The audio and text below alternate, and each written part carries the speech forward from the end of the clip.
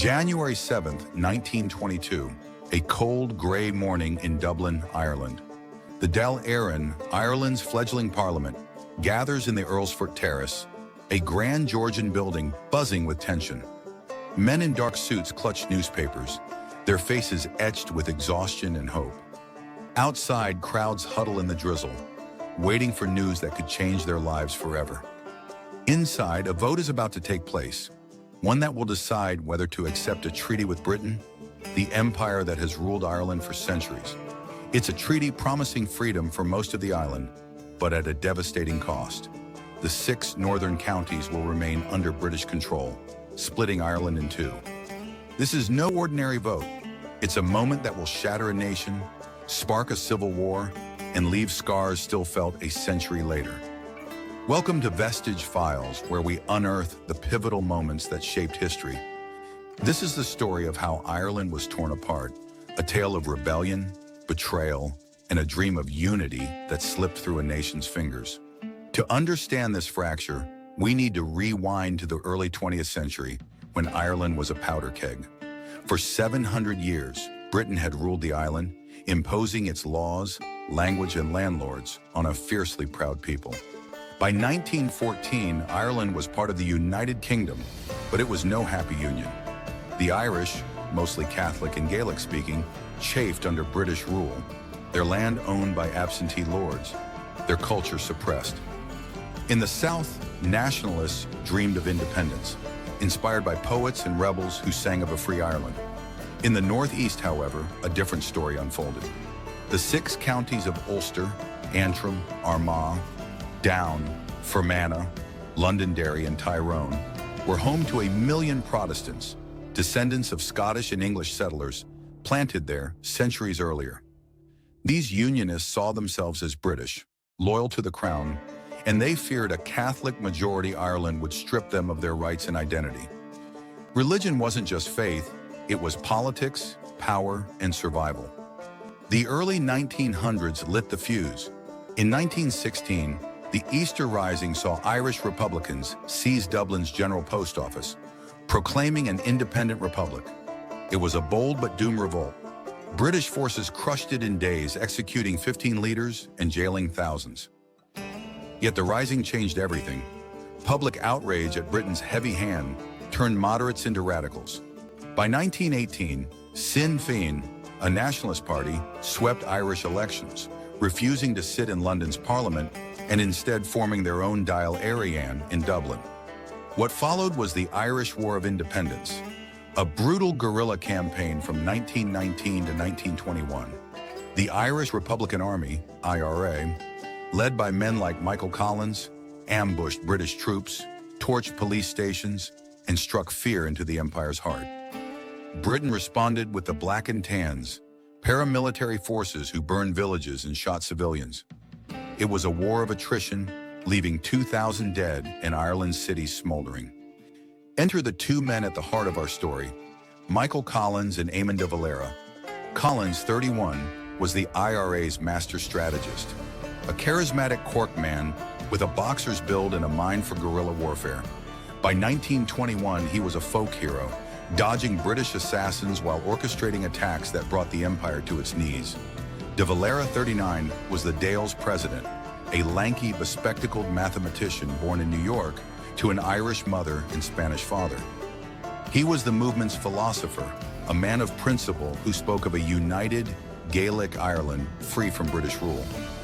Together, they were unstoppable. Collins the sword, de Valera the shield. But their visions for Ireland's future were about to collide, and their rivalry would tear the nationalist cause apart. In July 1921, with both sides exhausted, Britain called for a truce. Prime Minister David Lloyd George invited the Irish to negotiate in London. De Valera, wary of a trap, sent Collins and a small team instead, keeping himself in Dublin to rally support. It was a fateful decision. Collins, a soldier not a diplomat, arrived in London that October, facing a British negotiating team stacked with heavyweights like Winston Churchill. The Irish wanted a fully independent republic for all 32 counties. Britain offered a compromise, a 26-county Irish Free State, a self-governing dominion within the British Empire. like Canada or Australia. The catch? The 6 Ulster counties, with their Protestant majority, would stay British, forming Northern Ireland, which had already been established in 1920 under the Government of Ireland Act. The Free State would also swear an oath of allegiance to the British Crown, a bitter pill for Republicans who'd fought for total freedom.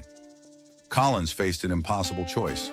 Accept the treaty, and Ireland would gain partial independence, but lose the North and remain tied to Britain. Reject it, and the war would resume, with Britain threatening immediate and terrible consequences. After weeks of grueling talks, Collins signed the Anglo-Irish Treaty on December 6, 1921, at 2 a.m., famously saying, "I have signed my own death warrant." He believed it was the best deal possible, a stepping stone to full independence, knowing Ireland lacked the strength to fight on. Back in Dublin, de Valera was furious. He wanted nothing less than a united republic and saw the treaty as a betrayal of the 1916 martyrs. The stage was set for a showdown that would split more than just the Dáil. The treaty landed like a grenade in Ireland. On January 7, 1922, the Dáil began debating it, the air thick with passion and dread. Collins stood to defend the treaty, his voice steady but his eyes betraying the weight of his choice. "This is not freedom," he admitted, "but it gives us freedom to achieve freedom." He argued the Free State could evolve into a republic, and the North might one day join through diplomacy. De Valera, rising to oppose, was unyielding. He proposed external association, a republic loosely tied to Britain but fully sovereign. It was a dream, not a deal, and the British had already rejected it. The debate raged for days, splitting families, friends, and comrades who'd fought side by side. Women like Mary McSwiney, whose brother died on hunger strike, wept as they denounced the treaty. Others, like Arthur Griffith, Sinn Féin's founder, backed Collins, urging pragmatism over purism. Outside the Dáil, Ireland fractured. In pubs and churches, neighbors turned on neighbors. Pro-treaty Free Staters saw it as a lifeline. Anti-treaty Republicans called it surrender. The IRA, once united, split too. Some units followed Collins, others swore loyalty to de Valera's vision. The vote came on January 7, 1922. 64 for the treaty, 57 against. A razor-thin margin, but enough to ratify it. De Valera, devastated, resigned as president and stormed out, vowing to fight on. The Irish Free State was born, but at a terrible cost. Northern Ireland, already functioning under British rule, was now cemented as a separate entity, its border cutting through villages and farms. Catholics in the north, a third of its population, faced discrimination in jobs, housing, and voting. Their dreams of a united Ireland crushed. The split ignited a civil war worse than the fight against Britain. By June 1922, anti-treaty IRA units, calling themselves irregulars, seized buildings in Dublin, including the Four Courts, a grand courthouse. Collins, now head of the Free State's army, tried to negotiate peace, but pressure from Britain to crush the rebels forced his hand. On June 28th, Free State troops, armed with British artillery, bombarded the Four Courts, the shells echoing through Dublin's streets. It was a surreal sight. Irishmen fighting Irishmen, the same men who'd once ambushed black and tans together, now aiming rifles at each other. The Civil War raged for 11 months, claiming 2,000 lives, more than the War of Independence. Brother fought brother, friends became enemies. Collins, the war's reluctant architect, became its greatest casualty. On August 22, 1922, while touring his native Cork, he was ambushed by anti-treaty gunmen at Bealnablath. A bullet struck his head, and the 31-year-old hero of the revolution fell dead in the road. His death stunned Ireland, robbing the Free State of its brightest star. De Valera, in hiding with the irregulars, mourned privately but pressed on, believing the Republic was worth any sacrifice. By May 1923, the anti-treaty side, outgunned and outnumbered, surrendered. De Valera issued a final order: dump arms. The Civil War ended, but Ireland was broken. Its people divided, its north and south separated by a border that felt like a wound. The Irish Free State began its life in 1922, a 26-county nation with its own parliament, army, and flag. It was a victory, but a hollow one. The oath of allegiance to the British king stuck in the craw of many, and the loss of the 6 northern counties was a constant ache.